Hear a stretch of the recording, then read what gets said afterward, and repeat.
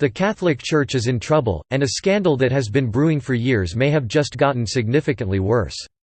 Former Cardinal Theodore McCarrick has been accused of sexually abusing teenage altar boys in the United States, with some allegations going back almost 50 years.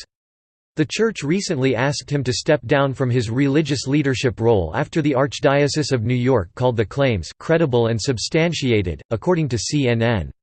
Several former seminarians have claimed that the then-cardinal would invite groups of them to a beach house and insist individual members of the group share a bed with him, explained the Catholic News Service. That scenario is troubling enough, but now it looks like top officials within the Church may have known about the allegations for nearly 2 decades, but either covered them up or did not take them seriously. A 2006 letter from a top Vatican official to a New York priest reveals that the Vatican had knowledge of allegations of sexual misconduct, reported The Hill. On Friday, the Catholic News Service published that very letter, and it may be the proverbial smoking gun in the scandal. The document, which appears to be from then Archbishop Leonardo Sandri to another church leader named Father Boniface Ramsey, seems to acknowledge that key officials were informed about ongoing abuse from McCarrick as early as 2000. I ask with particular reference to the serious matters involving some of the students of the Immaculate Conception Seminary, which in November 2000 you were good enough to bring confidentially to the attention of the then Apostolic Nuncio in the United States, the late Archbishop Gabriel Montalvo, the letter from Sandri stated. For his part, Father Ramsey has confirmed that he did bring concerns over sexual abuse by McCarrick to the Church's attention at that time.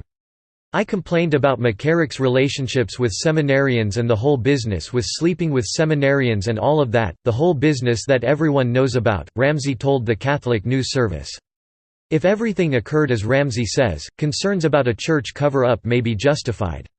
The letter also appears to confirm elements of Archbishop Carlo Maria Vigano's accusations that Pope Francis and other church officials covered up sexual misconduct, reported The Hill.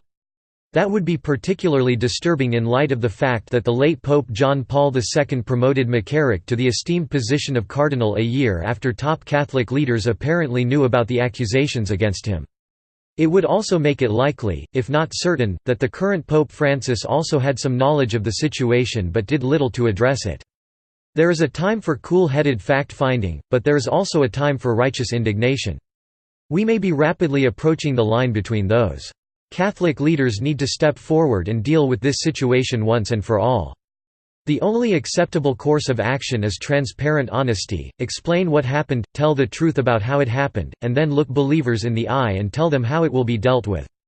Abuse of power and the sexual exploitation of youth is appalling under any circumstances, but it is even more ghastly when faith is used to harm others. There is much that is good about the Catholic Church, but unless its leaders act righteously now, all of it will be tarnished or even destroyed.